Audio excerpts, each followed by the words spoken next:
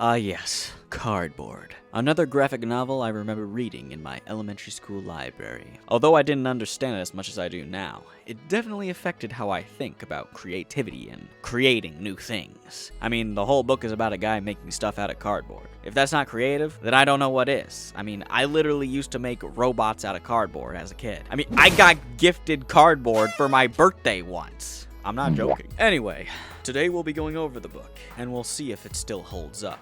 But first, let's get some intel on the man behind the book. Nettie, look him up. Are you forgetting something? Don't think so. You forgot the magic word.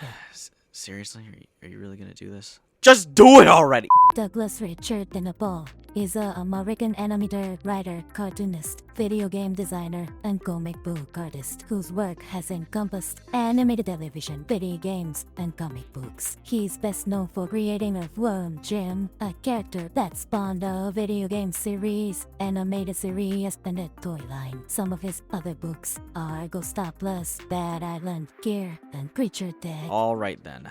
Cool. I've only ever read Cardboard, but I'm pretty sure everyone has at least heard the name Earthworm Jim before. But with that out of the way, let's get on to the summary. This is Mike. He's a carpenter who builds houses for a living, but unfortunately, he has come on some tough times recently because of the poor economy. His boss just laid him off, and he's not doing very good. I mean, being laid off is a lot harder for him since he has a son to take care of, and his wife just passed away a few years ago. And if things weren't worse enough, it's Cam's birthday today, aka Mike's son, and he wants to get him a birthday present. But he's broke. So on his way home, he sees some crazy guy with a toy stand on the side of the road and decides to take a look. The guy running the shop is a weird dude named Mr. Gideon, who offers a variety of toys, but Mike can't afford any of them. So Gideon pulls out a big cardboard box and explains that this toy can be anything you want it to be. Get it? Because you can make stuff out of cardboard and stuff. So Mike buys it, but Gideon warns him that once he's done with it, he needs to return the scraps. Then we cut to a neighborhood, where we meet the most disgusting looking kid I've ever seen in fiction. This is Marcus, aka the kid from Toy Story, and his little lackey named Pink Eye, because he has pink eye. Hey, Planet Killer, get a hybrid. This came out in 2012! What? This was still... I guess I was just too young to realize that was a problem. Yeah, there ain't no way this is a kid's book. What?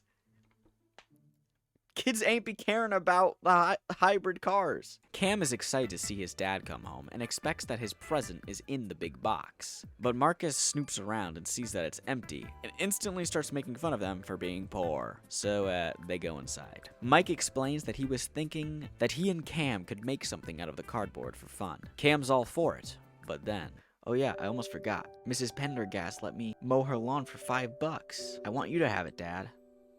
You keep this. But I earned it for you. Dang, there ain't no way a kid is gonna just give up $5. Also, in this economy, $5 gets you nothing. He literally said the economy is absolute garbage. Like, what can that even get you? $5 meal on McDonald's. Yeah, see, limited time mixed chicken $5 meal. Comes with a large Coke, large fries, chicken sandwich, 4 nuggets, and some dipping sauce. Yeah, that's enough, bro. You got $5? Get yourself a good birthday dinner. Mike tells Cam to keep the $5 since he's supposed to support them by himself. Then they get to work on making something out of cardboard. And what do they decide to make? A boxer. Get it? It's like Little Mac, but cardboard. Okay, I see the vision. See, why are you eating mac and cheese? $5, bro. You can get yourself a freaking the $5 meal deal. They finally finish the build and go to sleep. But that night, the cardboard man they built comes to life. Cam names him Bill, and he instantly becomes a part of the family. Wait, what? Is Mike not freaked out by this? Yeah, it's kind of weird. He doesn't really have a reaction besides thinking that he's dreaming until, he isn't. Not exactly the most realistic reason in the world, but who am I to judge? Anyway, the next day, Mike puts Bill to work, mowing his lawn and taking advantage of him to make some extra cash. The lady next door notices Bill mowing the lawn and is a little confused, but Mike clears things up. That's when it's revealed that Tina, the neighbor lady, is definitely into Mike. But it seems Mike still hasn't really gotten over his past wife. So, sorry, Tina. You'll get him next time. Marcus is also there, and he sees Bill as well. But instead of being confused, he gets jealous because he doesn't have a cool talking cardboard man, like Cam does. Oh yeah, did I forget to mention that he's a spoiled rich kid? He also has a pet rat, but that's less important. Later, we see Bill and Cam hanging out in a park. Bill is trying to teach Cam how to fight, since, he's a boxer. But then Marcus shows up and decides to shoot water at his legs and completely cripple him. What the? Why? I don't know, I think he's just evil. So Cam scoops up Bill and rushes back home in hopes that Mike can help fix up his legs before it's too late. Oh my gosh, this is terrible. Are those bones? What is that? Oh my gosh. Dad, I think he's dead. He's lost a lot of cardboard. Dude. Oh my. Weird. His cardboard moves just like liquid.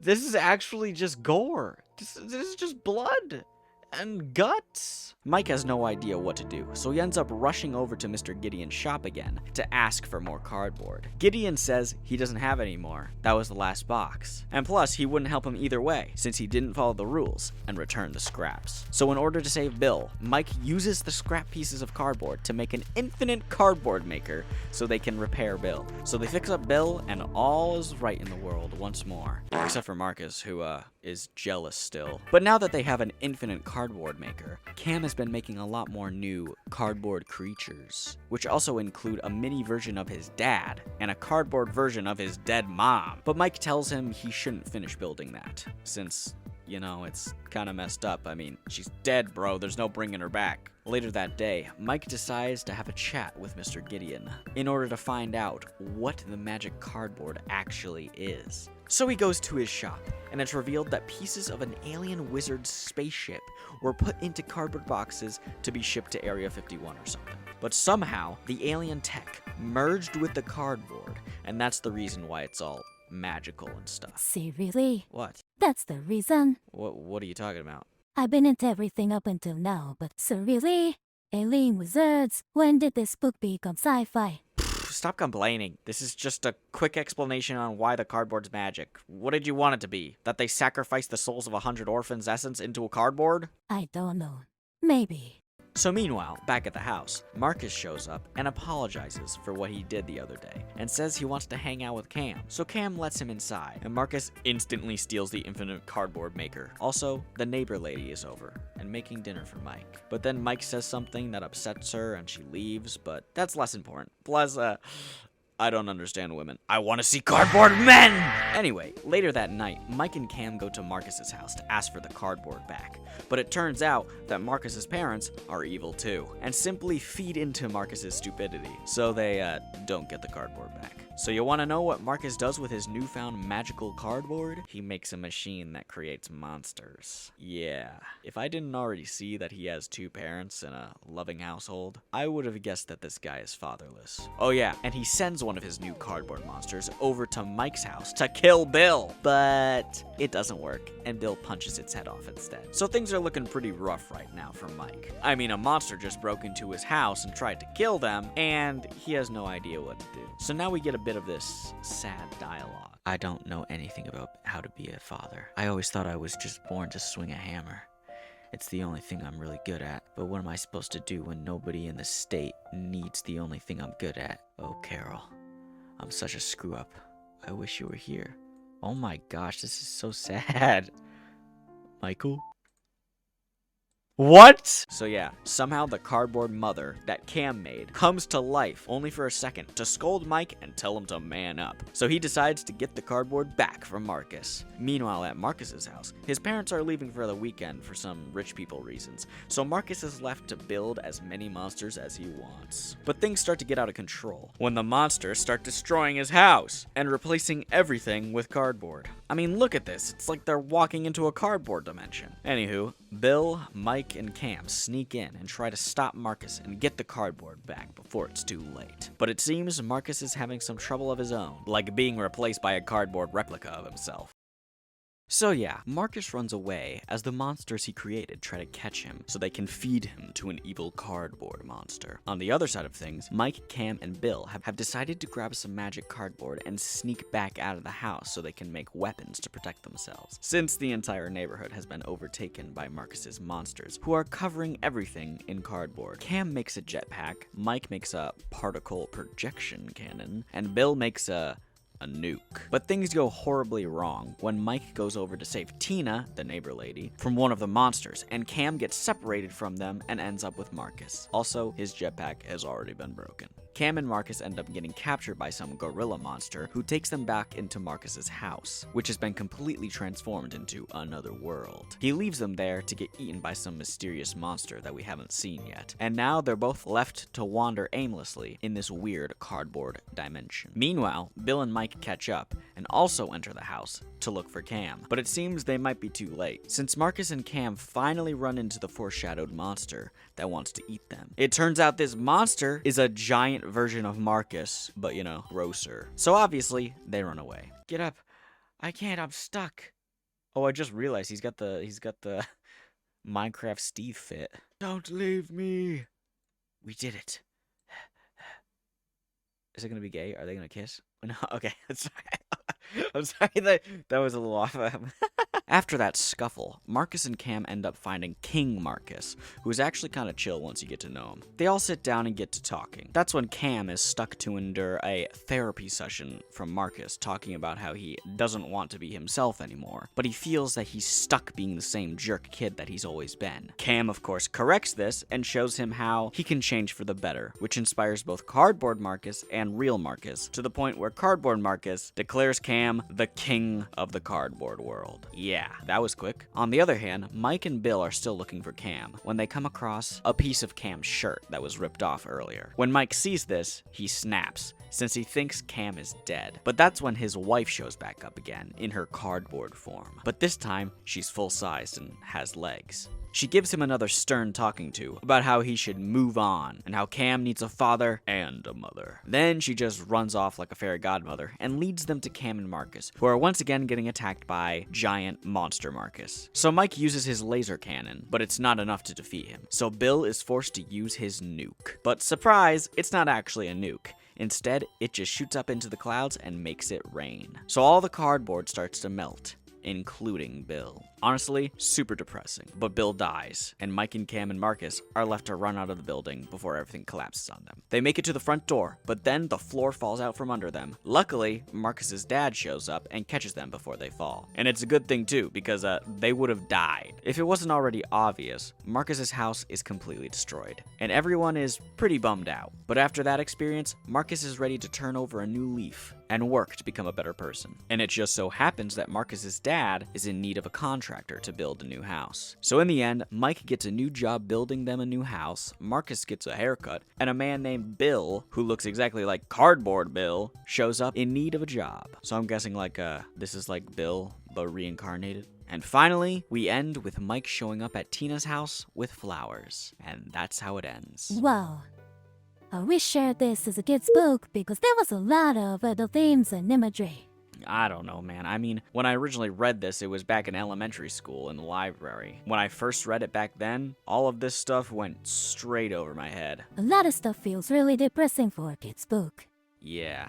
Anyway, you know what time it is? It's critique time! In this section, I'll discuss the good qualities I found in the book, and Nettie will discuss the bad. So, here we go.